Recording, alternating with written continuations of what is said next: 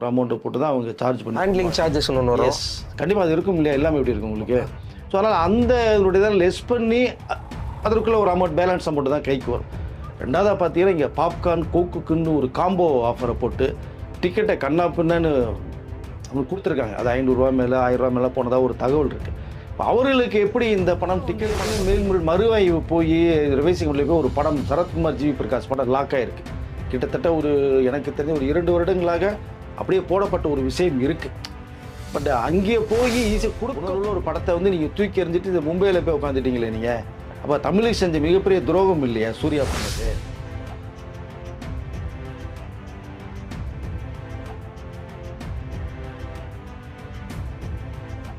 மூத்த பத்திரிகையாளர் வெங்கடேஷ் சார் நம்மளோட இணைஞ்சிருக்காரு. வணக்கம் சார். வணக்கம் சார். அடுத்தடுத்து கோர்ட்டில் என்ன நடக்கும் அப்படிங்கிறத நீங்கள் லாஸ்ட் வீடியோவில் சொல்லியிருந்தீங்க. இப்போ ஒரு தீர்ப்பு வந்திருக்கு. ஆக்சுவலாக நீங்கள் சர்டிஃபிகேட் கொடுக்கலான்னு ஒரு தீர்ப்பு வந்திருக்கு.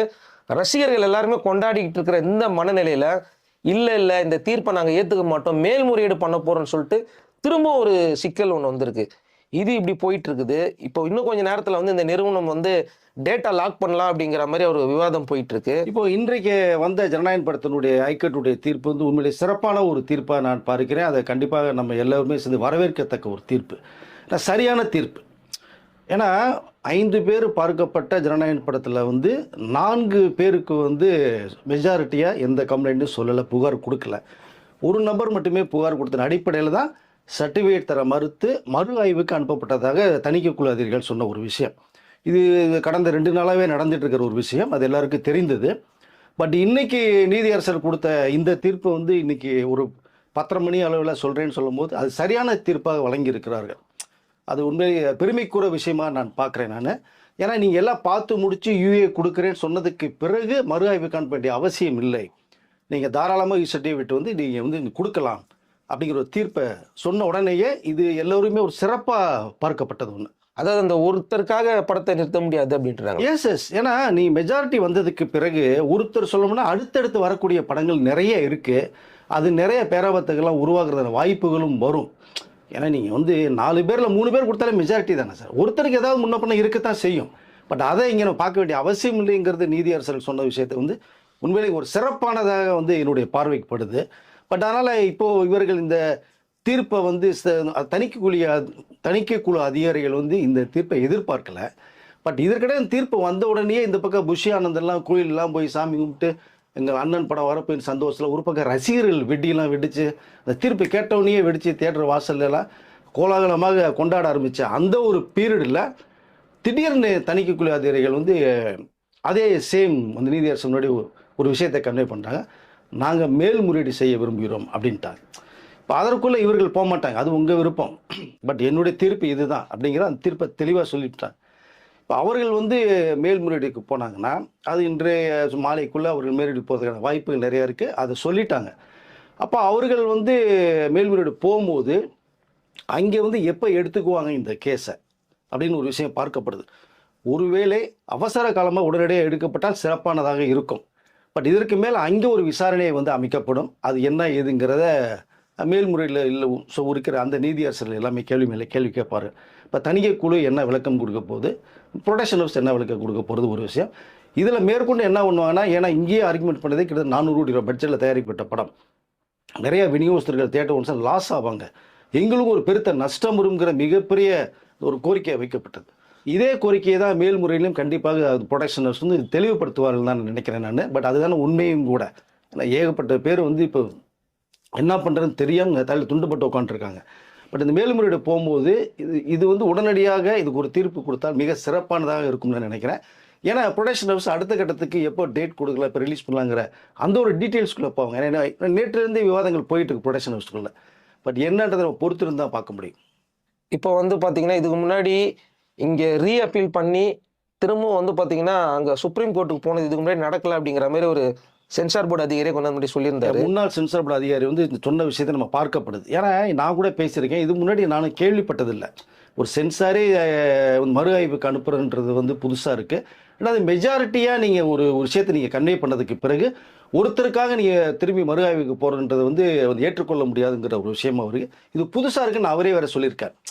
இப்போது மேல்முறையீடு போனால் கூட அவர்கள் கண்டிப்பாக அது கீழ்கோர்ட்டில் என்ன சொல்லப்பட்டதோ அதை வந்து விளக்கம் கண்டிப்பாக எடுத்துக்கொள்வார்கள் அப்படி தான் நான் நினைக்கிறேன்.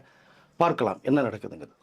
Okay sir. இப்போ வந்து இந்த படத்துக்கு வந்து ஒருவேளை அங்கேயும் வந்து பாசிட்டிவாக தீர்ப்பு வந்துச்சுன்னா என்ன டேட்ல வெளியாகிறதுக்கு, என்ன டேட்ல லாக் பண்ணுறதுக்கு விஷயம் இருக்குது? டெக்னிக்கலாக என்னென்ன அடுத்தது நடக்கும்? இல்லை, இன்றைக்கு மாலைக்கு மேல்முடி பண்ணிட்டாங்கன்னா இன்றைக்கே வந்து அவசர காலமாக உடனடியாக எடுத்து தீர்ப்பு வழங்கப்பட்டால் கண்டிப்பாக உங்களுக்கு வந்து நாளைக்கு கூட ரிலீஸ் ஆக வாய்ப்புகள் இருக்கும்.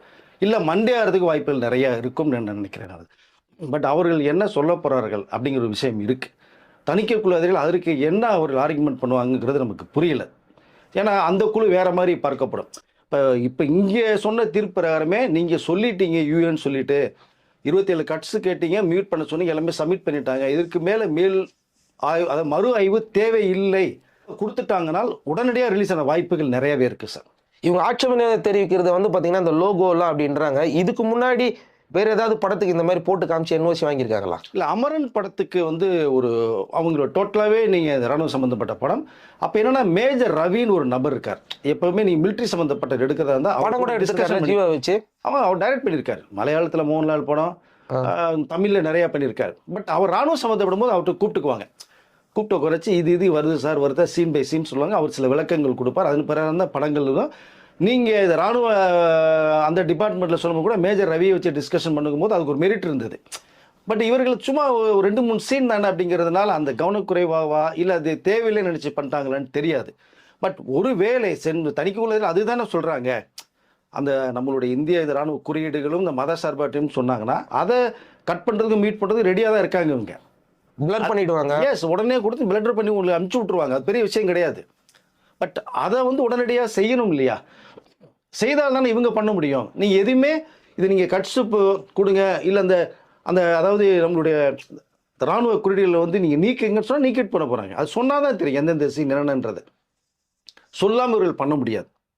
ஸோ அதனால் இவர்கள் என்ன சொல்ல போகிறாங்க மேல்முறையீடில் அப்படிங்கிற ஒரு விஷயம் தணிக்கைக்குழு அதில் என்ன சொல்ல போகிறான்னு தெரியாது.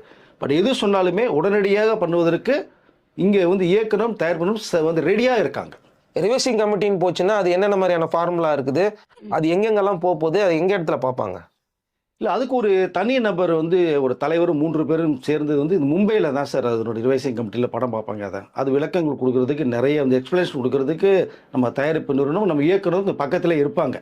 டவுட் கேட்டால் உடனே வந்து இதுக்குன்னு சொல்லி சொல்கிறதுக்கு அவர் ரெடியாக இருப்பாங்க. அதை பட் அவர்கள் உடனடியாக பார்க்கணும். இது வந்து இப்போ மேல்முறையீடுகள் வந்து தேவையில்லைன்னு சொல்லிட்டாங்கன்னா மறு ஆய்வுக்கு இது போகாது. அதற்கு மேலே மேல்முறை போக முடியாது. தணிக்கைக்குழு அதில் போக முடியாது. அவர்கள் மறு ஆய்வு செய்த பிறகு உடனடியாக நீங்கள் வந்து இது விளக்கம் கொடுத்து படத்தை ரிலீஸ் பண்ணுறதுக்கு நீங்கள் உதவி பண்ணுங்கன்னு சொல்லிட்டாங்கன்னா, பட் இவர்கள் எப்போ பார்ப்பான்னு ஒரு விஷயம் இருக்குது. திங்கக்கிழமை பார்ப்பாங்களா, 14ஆம் தேதிக்கு மேலே பார்ப்பாங்களாங்கிற அந்த ஒரு விஷயம் இருக்குது. அதை பார்த்த பிறகு தான் அது யூஏ கொடுக்கலாமா இல்லை ஏ கொடுக்கலாமா இல்லை யூ கொடுக்கலாமாங்கிற விஷயத்தை கட்ஸோடு தான் அவங்க ப்ரூவ் பண்ண முடியும். பட் அவர்கள் பார்ப்பதற்கான நேரம் எப்போ டைம் கொடுப்பாங்க அது தெரியாது. ஒருவேளை இந்த மாதம் ஃபுல்லாக 2-3 வாரம் ஆகும். இங்கே சொன்ன விளக்கத்தை அங்கேயும் சொல்லிட்டாங்கன்னா ஒன்றுமே பண்ண முடியாது. இல்லை, மேல்முறையீடுல அந்த நீதியரசர் சொல்லக்கூடிய தீர்ப்பில் தான் இது உடனடியாக வருமா. நீதியரசர் வந்து மேல்முறையீடில் உடனடியாக நீங்கள் வந்து தேவையில்லைன்னு சொல்லிட்டாங்கன்னா உடனடியாக கொடுக்கப்படும். படம் ரிலீஸ் வாய்ப்புகள் இருக்கும். மறு ஆய்வு செய்து நீங்கள் உடனடியாக தீர்ப்பு கொடுங்க அப்படின்னாங்கன்னா அவர் எப்போ பார்ப்பாங்கன்னு தெரியாது. 2-3 அதாவது 20-24 நாட்கள் ஆனால் ஆச்சரியப்படுறதுக்கு இல்லை. பட் இது வந்து என்ன நிலைமைக்கு வரப்போகுதுங்கிறத நம்ம வந்து இன்றைய மாலை வாய்ப்புகள் இருக்கும். ஒருவேளை அவசர காலமாக இது எடுக்கப்படலைன்னா உங்களுக்கு அடுத்து மண்டே தான் எடுக்கப்படும். ஏன்னா சனி ஞாயிறுங்கிறது அளவுக்கு மோஸ்ட்லி வரதுக்கு வாய்ப்புகள் இருக்கான்னு நினைக்கிறேன். பார்ப்போம். பட் இது எதுவாக இருந்தாலும் சிக்கல்கள் உருவாக்கிட்டே போகுது. இதில் இதுக்கு முன்னாடி வேறு ஏதாவது இயக்குனர் இந்த மாதிரி வந்து பாம்பேயில் போயிட்டு சர்டிஃபிகேட் வாங்கி வந்திருக்காங்களா? இல்லை, ஒரு படம் வந்து ஏற்கனவே மறு ஆய்வு போய் ரிவைசிங் போய் ஒரு படம் சரத்குமார் ஜிவி பிரகாஷ் படம் லாக் ஆகிருக்கு. கிட்டத்தட்ட எனக்கு தெரிஞ்ச ஒரு 2 வருடங்களாக அப்படியே போடப்பட்ட ஒரு விஷயம் இருக்குது. பட் அங்கே போய் ஈஸியாக கொடுக்கணும்னு நினச்சிட்டாங்கன்னா இமிடியேட்டாக கொடுக்குற வாய்ப்புகள் நிறையா இருக்குது சார். அதை கொஞ்சம் லேட் பண்ணணும் அப்படிங்கிற மாதிரியான ஒரு ரீசன் இருந்ததுன்னா அவர்கள் பொறுமையாக தான் பார்க்க முடியும். 2-3 வாரங்களுக்கு பிறகு தான் ஒன்றும் பண்ண முடியாது. ஸோ அவர்கள் எப்போ பார்ப்பான்னு தெரியாது. பட் நீங்கள் கேட்டது மாதிரி இதுக்கு முன்னாடி நடந்ததுன்னு கேட்டிங்க. நம்ம சங்கர் அவர்களுடைய படம் பாய்ஸ் படம் இந்த ஒரு சிக்கலில் மாட்டுச்சு. அதை வந்து மறு ஆய்வுக்கு போய் அது மேல்முறையீடுலாம் போய் அதை வந்து சங்கர் விளக்கங்கள் கொடுத்த பிறகு அது உடனடியாக பார்க்கப்பட்டு ஒரு சர்டிஃபிகேட் கொடுக்கப்பட்டு உடனே வந்த படம் தான் பாய்ஸ் படம். எங்கே? பாம்பேலையா? பாம்பேயில். ஏன்னா அங்கே தான் மேல்முறை அங்கே தான் பார்ப்பாங்க. இது வந்து ஜோனல் ஆஃபீஸ் தான். நீங்கள் உங்களுக்கு சென்னை அந்தந்த ஸ்டேட்டுக்கு zonal office, head quarters Mumbai, அங்கே தான் மறு ஆய்வு செய்யப்படும். பட் அதனால் இந்த சில சிக்கல்கள்லாம் நிறைய இருக்குது. இதற்கு முன்னாடி போயிட்டு வந்த படங்களும் இருக்குது.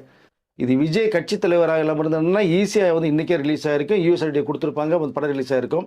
அதற்கு மேலே ஒரு கட்சி தலைவர் இருக்கிறதுனால தான் இந்த விஷயங்கள் நடக்குது அப்படிங்கிறது தான் எல்லாருடைய பார்வைக்குமே தெரியுது. ஆனால் இந்த படத்துக்கு மறுவாய்வு எப்போ செய்வாங்க, அதுதான் மிகப்பெரிய ஒரு கேள்விக்குறி. மேல்முறையீடு போயிட்டாங்க, இங்கே தீர்ப்புகள் உடனடியாக இப்போ நம்மளுடைய சென்னை ஹைகோர்ட் கொடுத்த தீர்ப்பு வந்து கொஞ்சம் காலதாமதமாக அங்கே வழங்கப்பட்டால் கண்டிப்பாக படம் இப்போ வர்றதுக்கான வாய்ப்புகள் இருக்காது. ஓகே சார், இப்போ வந்து இதெல்லாம் பேசி முடிஞ்சிருச்சு. இப்போது இது ஒரு பக்கம் போயிட்டு இருக்கு, வருமா வராது அப்படிங்கிற மாதிரி ஒரு பிரச்சனைக்குள்ள போய் இந்த படம் மாட்டிக்கிட்டு இருக்கு. இப்போ இதெல்லாம் தாண்டி இந்த படத்துடைய டிக்கெட் காசெல்லாம் சில பேர் வரலன்றாங்களே, அது என்ன பிரச்சனை? அது இப்போ டிக்கெட் பிரச்சனையில நிறைய மாட்டிக்கிட்டு இருக்கு. வெளிநாடுகளில் எத்தனை டிக்கெட்ஸை ரிட்டர்ன் கொடுத்துருக்காங்க? கிட்டத்தட்ட 65,000 டிக்கெட்ஸுக்கு மேலே வந்து ரிட்டர்ன் கொடுத்துட்டு தான் ஒரு தகவல் ஒன்று வருது. வெளிநாடுகளில் கொடுத்துட்ருக்காங்க. சென்னையில் இங்கே நம்ம தமிழ்நாட்டில் கூட டிக்கெட் புக்கிங்லாம் வந்து இப்போ ரிட்டர்ன் கொடுக்க சொல்லிட்டாங்க. பட் இல்லைன்னா அதுக்குள்ளே வந்து இந்த புக் மை ஷோவில் பண்ணான ஒரு எக்ஸ்ட்ரா சார்ஜர் பண்ணி தான் பண்ணுவாங்க. டிக்கெட் புக்கிங்கில் டேக்ஸ் இருக்குது இன்க்ளூடிங். இப்போ ஃபார் எக்ஸாம்பிள் வந்து இப்போது டிக்கெட் 200 ரூபா ஒரு 170 ரூபா இருந்ததுன்னா மேற்கொண்டு டேக்ஸ்னு 2-3 டேக்ஸை போட்டு புக் மை ஷோவில் ஒரு அமௌண்ட்டை போட்டு தான் அவங்க சார்ஜ் பண்ணி ஹேண்ட்லிங் சார்ஜஸ் ஒன்று வரும். கண்டிப்பாக அது இருக்கும் இல்லையா, எல்லாமே எப்படி இருக்கும் உங்களுக்கு. ஸோ அதனால் அந்த இதனுடைய தான் லெஸ் பண்ணி அதற்குள்ளே ஒரு அமௌண்ட் பேலன்ஸ் அமௌண்ட் தான் கைக்கு வரும். ரெண்டாவதாக பார்த்தீங்கன்னா இங்கே பாப்கார்ன் கோக்குக்குன்னு ஒரு காம்போ ஆஃபரை போட்டு டிக்கெட்டை கண்ணா பின்னான்னு அவங்க கொடுத்துருக்காங்க. அது 500 ரூபா மேலே 1000 ரூபா மேலே போனதாக ஒரு தகவல் இருக்குது. இப்போ அவர்களுக்கு எப்படி இந்த பணம் டிக்கெட் பணம் மட்டும்தான் தருவேன்னு சொன்னாங்கன்னா பேலன்ஸ் பணம் யார் தருவா? இப்போ ஒருத்தர் 1000 ரூபா கொடுத்து வாங்கியிருக்காருன்னா நான் உங்களுக்கு 175 ரூபா தான் தருவேன் அப்படின்னாங்கன்னா மீதி என்ன பண்ணுறது? ஸோ அந்த அமௌண்ட் எப்படி வரும், கைக்கு வரும்னு தெரில. இதில் சிக்கல்கள் எல்லாருக்குமே ஒரு சிக்கல்கள் உருவாயிடுச்சு. இது அப்படியே போக போக போக உங்களுக்கு என்ன சொல்கிறதுன்னா சிக்கல் உருவாக்கிட்டு தான் இந்த முடிச்சல் அவிழ்க்க முடியல. இது வந்து இன்றைக்கி இல்லை நாளைக்கு ரிலீஸ்னால் கூட ஒன்றும் பிரச்சனை இல்லை. இன்றைக்கி இருக்கிற பூரா நாளை ஷோவை போட்டு உள்ளே அனுப்பலாம். பட் பார்க்கலாம், அவங்க அந்த மேல்முறையீடு போயிட்டாங்கன்னா அது வந்து மிகப்பெரிய ஒரு பெரிய கேள்விக்குறி தான். அது எப்போ வரும், உடனடியாக தீர்ப்பு வருமா இல்லை அது லேட்டாக வருமா அப்படிங்கிற அளவுக்கு சரியாக தெரியல நமக்கு. அது இந்த படத்தில் அப்படி ஆட்சேபனை செய்யக்கூடிய அளவில் நிறைய அரசியல் காட்சிகளை அவர் வச்சிருக்காரு, நிறைய அரசியல் வசனங்களை எதிர்த்து பேசியிருக்கிறாரு அப்படிங்கிற ஒரு சிக்கலும் இதில் பார்க்கப்படுது இல்லை சார்? எஸ், அதனால தான் அவங்க சில காட்சிகளுக்கு வசனங்களுக்கு வந்து மீட் பண்ண சொன்னாங்க. அது பண்ணுறேன்னு சொல்லிட்டாங்க. கட்ஸ் 27 கட்ஸு கொடுத்தாங்க, 27 கட்ஸும் பண்ணிட்டாங்க. அவர்கள் சென்சார் போர்டில் தணிக்கைக்குழு அதிகாரிகள் பார்த்த 4 பேருடைய ஸ்டேட்மெண்ட் 5 பேர் அதை வச்சு எல்லாமே சப்மிட் பண்ணிட்டாங்க. யூஏ உங்களை தருவோன்னு சொல்லிட்டாங்க. அதுதான் இன்றைய தீர்ப்பில் வந்து இது முக்கியமாக பேசப்பட்ட ஒரு விஷயம். இப்போ இதற்கு மேலே எதுக்கு வந்து மறுஆய்வுக்கு அனுப்பணும் அப்படிங்கிற ஒரு கேள்விக்குறி தான். ஒரு நபர் சொன்னதனுடைய விளைவாக தான் இது. இப்போ மெஜாரிட்டி தான் நீங்கள் பார்க்கணும் அப்படிங்கிற தீர்ப்பில் சொல்லப்பட்ட ஒரு விஷயம். அப்போ அந்த ஒரு நபர் சொல்லக்கூடிய விஷயத்தை கூட இவங்க பண்ணுறதுக்கு ரெடியாக இருக்காங்க. அது உடனடியாக சொல்லி உடனடியாக பார்த்துட்டு பண்ணாங்கன்னா உடனே தரதுக்கான அந்த வாய்ப்புகள் நிறைய இருக்குது. பட் அதை பார்ப்பதற்கான நேரங்காலங்கள் தான் தெரியாது. எப்போ பார்ப்பார்கள் அப்படின்னா 3 வாரம் சொல்லப்பட்ட கிட்டத்தட்ட 20 நாள் ஆகிடுது இல்லையா உங்களுக்கு. அப்போ இந்த மாதமே போயிடும் இல்லையா. இதனால் எவ்வளோ நஷ்டத்தை சார் அவங்க சந்திக்க நேரிடும்? இதை விஜய் தருவாரா? கிட்டத்தட்ட வந்து 400 ரூபா பட்ஜெட்டில் 500 கோடி ரூபாய்க்கு மேலே பிஸ்னஸ் பேசப்பட்ட ஒரு படம் சார் இது.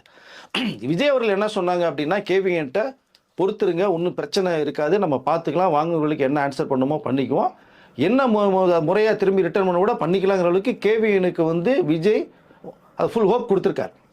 அதில் தான் அவங்க தைரியமாக இருக்கிறது. என்ன விஜய் ஒரு சம்பளம் எடுத்தீங்களே ஒரு 225 கோடி வாங்கினதாக ஒரு தகவல் இருக்குது. அந்த படத்தை மட்டும் ஹோல்ட் பண்ணிவிட்டு ஸோ அதாவது எலெக்ஷனுக்கு பிறகு என்ன ரிசல்ட் தெரிஞ்சுக்கிட்டு ஒரு படம் பண்ணுறதுக்கு வாய்ப்புகள் இருந்தாலும் இருக்கலாம். மற்றவர்களுக்கான விஷயங்கள் ஒன்று இருக்கு இல்லையா, டிஸ்ட்ரிபியூட்டர்கிட்ட இப்போ ஓடிடி சேட்டலைட்டு, இதுவே பார்த்தீங்கன்னா கிட்டத்தட்ட ஓடிடி சேட்டலைட்டு 200 கோடி ரூபாய்க்கு பிஸ்னஸ் பட்ட ஒரு தகவல் இருக்குது. இது ஒரு 105 கோடிக்கு மேலே உங்களுக்கு. ஸோ அதனால் இதெல்லாம் வந்து ரெக்கவரி பண்ணி அவங்களுக்கு கொடுக்கணும். அட்லீஸ்ட் நீங்கள் ஃபுல் அமௌண்ட் இல்லைன்னா பாதியாவது கொடுத்து அவங்களுடைய கடன் சுமையை தீர்க்கிறதுக்கான ஒரு வழிகள் இருக்கும். பட் இந்த மேல்முறையீடு போனதுக்கு பிறகு அதனுடைய தீர்ப்பு வந்ததுக்கு பிறகு தான் விஜய் அவரும் கேவியும் சேர்ந்து ஒரு முடிவு பண்ணுறதா ஒரு தகவல் இருக்குது. அந்த நஷ்ட ஈடை வந்து விஜய் ஏற்றுக்கிற மாதிரி இருக்கா? ஏற்றுக்கிறது மாதிரின்னா அதுகளுடைய யாராருக்கு எந்தெந்த நெருக்கம் இருக்குது, நெருடல் வருது கேட்குறாங்க, அவர்களுக்கு எல்லாத்துக்குமே வந்து என்னோட பதில் சொல்லலாங்கிறதுக்கு விஜய் கேவிகிட்ட சொல்லியிருக்காங்க. பட் இதனுடைய தீர்ப்பு வந்ததுக்கு பிறகு தான் அடுத்த ஒரு முடிவு பண்ணுறதா இருக்காங்க.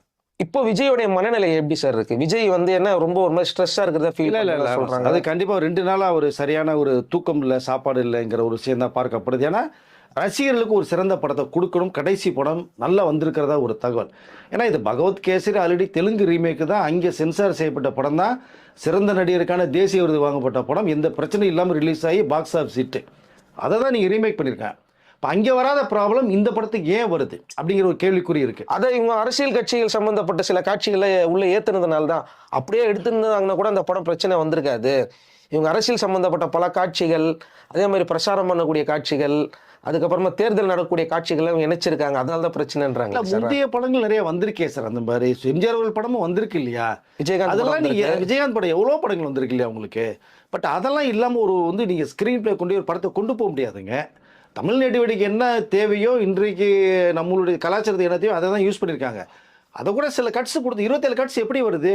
இப்போ நீங்கள் கேட்ட கேள்வியில் 27 கட்ஸ் வருது. இப்போ நார்மலாக அப்பா புள்ள இந்த பாண்டிங்கில் இருக்கிற சீன்லாம் கிடையாது. அப்போ அதுக்கு எல்லாமே ஓகே சொல்லிட்டாங்க இல்லையா?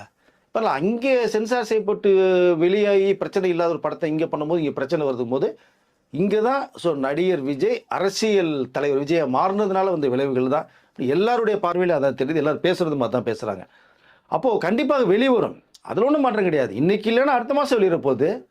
எல்லாம் நம்மளுடைய தமிழ் இயக்குனர் நடிகர்கள் சொன்னது மாதிரி இந்த படம் என்னைக்கு வருதோ அன்னைக்கு பொங்கல் அப்படின்னு இருக்காங்க. ஸோ அது ஒரு சிறப்பான ஒரு விஷயம். எப்போ ரிலீஸ் ஆனாலும் இந்த படம் வந்து வெற்றிகரமாக போகும், அது ஒன்றும் மறுப்பதற்கில்லை. என்ன ஒன்று, இந்த இப்போ பொங்கல் வந்துன்னா 10 நாள் வந்து ஹாலிடேஸ் இருக்குது. அதில் கொஞ்சம் எக்ஸ்ட்ரா வசூல் நிறையா இருக்கும். நீங்கள் எல்லாமே ஒரு லாபத்தை சம்பாதிக்கலாம். ஒரு பெஞ்ச் மார்க் நம்ம தமிழ் இண்டஸ்ட்ரியில் இருக்குது. 1000 கோடி தொடாத படம் சின்ன இண்டஸ்ட்ரி. இந்த கன்னடம் தொட்டுருச்சு, தெலுங்கு தொட்டுருச்சு, அப்பயே நம்மளால பண்ண முடியல அப்படின்னு அந்த ஒரு ஆதங்கம் இருக்குது. இது தொடர்ற வாய்ப்புகள் நிறையா இருக்கும். பட் அது வந்து இது வந்து இந்த லீவில் வரையும் போது அடுத்து கொஞ்சம் மிகப்பெரிய கேள்விக்கறி வருமா என்ன அப்படிங்கிறது. பட் அதனால் இந்த படம் கண்டிப்பாக வெளிவரும். இப்போ இல்லைனாலும் எப்பயாவது வரும். நீங்கள் போட்டு ஜாடிக்குள்ளே போட்டு மூலையில் வைக்க முடியாது அந்த படத்தை, புரிஞ்சுதுங்களா? வெளிவரும். நீங்கள் அடுத்து கேட்டீங்க பராசக்தி ப்ராப்ளம். ஆமாம் சார், பராசக்திக்கும் கிட்டத்தட்ட இதே ப்ராப்ளம் தான் இருக்குது. அவங்களும் படம் பார்த்துட்டு எல்லாம் முடிச்சுட்டு நிறைய இந்த ரயில் மறியல் போராட்டம், இந்த ஸ்டூடெண்ட்ஸு பில்டிங்கை ஃபயர் பண்ணுறது, டெல்லி தான் இந்தியாவா அப்படின்னு அந்த ஸ்டூடெண்ட் கேட்குற கேள்விகள், தமிழ் மொழியை உயர்த்தி இந்தி மொழியை எதிர்ப்பு தெரிவித்து அப்படிங்கிற அந்த ஒரு கண்டென்ட்டோட நிறைய விஷயங்கள் அந்த மாணவர்களுடைய போராட்டம் இருக்கிறது மாதிரியான விஷுவல்ஸ் நிறைய இருக்குது உங்களுக்கு. அதெல்லாம் பார்த்துட்டு அதற்கு மிகப்பெரிய எதிர்ப்பு தெரிவித்து யூஏ சர்டிஃபிகேட் அதுக்கும் கொடுக்கப்பட்டது. எத்தனை கட்டு கொடுத்துருக்காங்க? அதில் வந்து கிட்டத்தட்ட 24 கட்ஸ் ஏதோ கொடுத்ததா ஒரு தகவல் அவங்களும் பண்ணுறதா சொல்லியிருக்காங்க. ஆனால் இது வந்து கதைக்கு பிரகாரம் போனால் இது அண்ணன் தம்பி பாண்டிங்கோடு இருக்கிறது, ஒரு ஸ்டூடெண்ட்டுடைய பார்வையில் போகிறது. இது மெயினாக இடத்துல கை வச்சோம்னா படமே உங்களுக்கு புரியாது. சும்மா 2 மணி நேரம் படமாக காமிச்சு சும்மா அண்ணன் தம்பி பாசத்தை கொண்டு காமிச்சிட்டு போகிறதுக்கு இது படம் கிடையாது. மெயின் கருவே அதுதான் உங்களுக்கு. அப்போ நீங்கள் கருமையிலே கை வச்சிங்கன்னா ஒன்றுமே புரியாது. 24 கட்டு கொடுத்தா படமே இருக்காது. அதனால் சுதா குங்குராவும் ஆர்கியூமெண்ட் பண்ணிவிட்டு அவங்களும் வெயிட் பண்ணுறாங்க. இப்போ மும்பையில் இருக்கிறதா ஒரு தகவல். நாளைக்கு அந்த படம் ரிலீஸ். இப்போ அண்ணன் தம்பி பொங்கல் செலிப்ரேட் பண்ணலான்னு எங்கள் அண்ணனுக்கு பொங்கல் இல்லை, தம்பிக்கும் பொங்கல் இல்லாமல் போச்சு. இப்போ 2 பேருக்கும் சென்சார் பொங்கல் வச்சுட்டாங்க. ஆமாம், சென்சார் பொங்கல் வச்சுட்டாங்க. ஸோ அதனால் வந்து ஜனநாயகம் எப்போ வருங்கிறது மிகப்பெரிய கேள்விக்குறி. ஓகே, பராசக்தி நாளைக்கு வெளிவரணும். இப்போ அது கூட டிக்கெட்லாம் புக்கிங் கொடுத்து இடையில நேற்றுலேருந்து ஸ்டாப் பண்ணிட்டாங்க. வேறு புக்கிங் டோட்டலாக ஓவரால் எல்லா சென்டர்லையுமே புக் பண்ணிட்டாங்க. இல்லை நீங்கள் ஃப்ரான்ஸில் வந்து ஒரு பிரீமியர் ஷோ போடணுன்னு ஒரு 910 சீட்டு உள்ள தியேட்டரில் போடும்போது இந்த பிரச்சனைனால புக்கிங் ஆகாமல் ஒரு 15 பேர் தான் புக்கிங் பண்ணியிருக்காங்க. அந்த பிரீமியர் ஷோ கேன்சல் பண்ணிட்டாங்க. நெதர்லாந்தில் வந்து ஒரு ஷோ போட்டு பிரீமியர் ஷோ மாதிரி போட்டு எல்லாம் பண்ணலாம் போது ரிலீஸ் பண்ணும்போது ப்ரொடக்ஷன் அவசியம் வந்து நெதர்லாந்தில் அந்த விநியோகத்தில் ஃபோன் போட்டு ரிலீஸ் பண்ணாதீங்கன்ட்டாங்க. சிக்கல்கள் இன்னும் இருக்குது, முடியட்டும், வெயிட் பண்ணுங்கன்ட்டாங்க. இப்போது ஜெயம் ரவி வந்து பார்த்தீங்கன்னா விஜய்க்கு ஆதரவாக வந்து ஒரு ட்விட் ஒன்று போட்டிருந்தாரு. ஆனால் ரசிகர்கள் அதை பெரிய ஏற்றுக்கல. ஏன்னா அவர் பராசக்தி படத்தில் நடிச்சிருக்காரு, ஓகேங்களா? இவங்க பராசக்தி படத்தை காம்ப்ரமைஸ் பண்ணுறதுக்காக தான் நான் உங்கள் கூட நிற்கிறேன் அப்படின்னு சொல்லிட்டு அவர் ஒரு ட்விட் போட்டார்.